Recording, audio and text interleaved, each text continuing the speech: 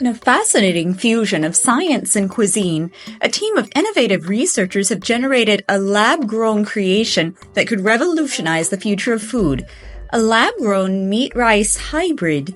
But is this a sustainable, nutritious, and tantalizing solution to feed a growing world population, or a toxic GMO Frankenstein? Today, we're going to discuss the details directly from the original scientific study that reported this. Hey there, welcome to Science is You. To help support the mission of this channel to bring you real scientific research and reports directly from the source, please subscribe and spread the word. Thanks for watching. In this real biotechnology study, researchers actually grew meat in the lab. Now, this isn't really a new thing. Lab-grown meats, although not yet a regular item on the supermarket shelves, are an active area of research, and several lab-grown meat products have been successfully generated. But this study took it a step further and combined lab-grown meat with rice to create a plant and animal hybrid lab-grown food. If GMO food products already made you cringe, this has got to be a nightmare. But are there any benefits to this cuisine? Is it just to say, hey, we can do this and it's cool? Or is there a bigger purpose? As the global population continues to expand, it's increasingly important to find reliable and sustainable food sources. Sustainability involves maximizing nutritional value of food while conserving resources and minimizing environmental impact.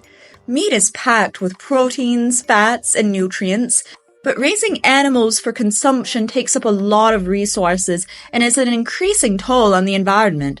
Also, more and more demand for food and meat products raises considerable ethical issues with how animals are cared for and humane practices. One option is plant-based alternatives to meat, which are already fairly commonplace and might even be in your fridge right now. But in the future, plant-based foods alone might not be enough. Other fascinating ideas for future foods include algae, insect-derived proteins, and 3D printed foods. But these options too have challenges like ability to market to consumers, high cost to produce, unfamiliar taste, or unbalanced nutritional profile. But what if there were a way to get all of the nutritional benefits of meat without raising or slaughtering any animals? Plants, animals, and you grow because cells are dividing and multiplying. In the lab, we can grow cells in an artificial environment, usually a dish filled with nutrient-rich fluids.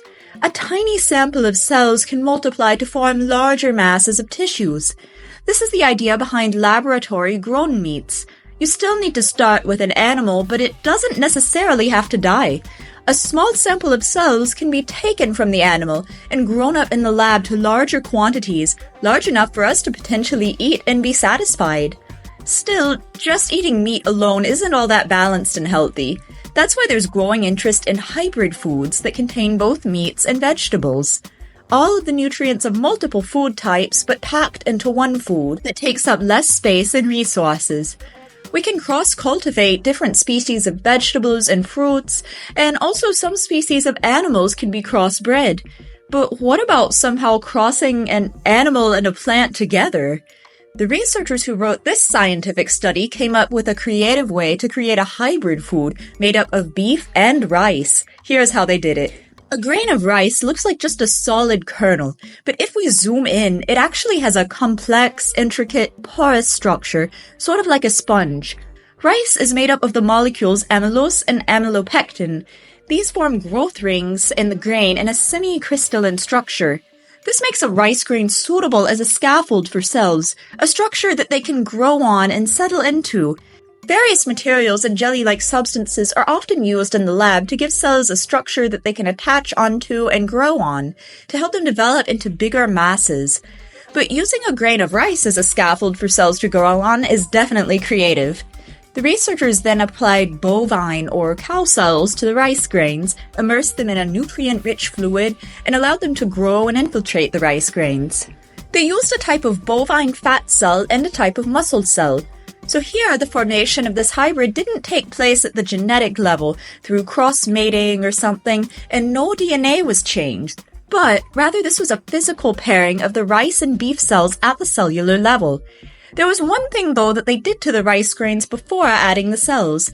They coated the rice with a type of fish gelatin and an enzyme that's commonly used in the food industry.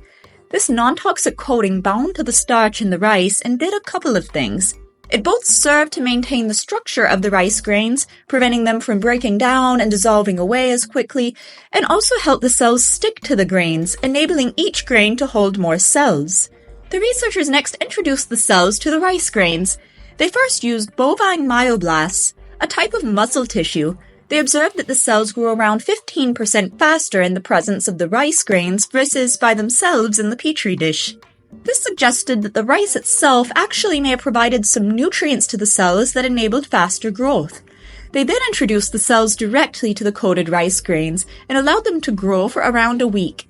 Using microscopy, they could observe that the cells had really grown within the rice grains and the intricate structures of these cellular networks. They observed that the muscle cells stretched along and organized within the rice grains. They also cultured adipocytes, or fat cells, within the grains. They then mixed the myocyte rice and the adipocyte rice to create their hybrid rice. Overall, they observed that the integration of animal cells appeared to change the measurable texture of the rice. The researchers noted that the cells took on a smooth, organized appearance in the rice grains, forming a close cellular network within the grains. They also observed that this, what they call cell-organized rice, was harder than plain rice. The researchers stated that the main objective of their study was to propose a new type of sustainable food that combines both animal cells and grains of rice.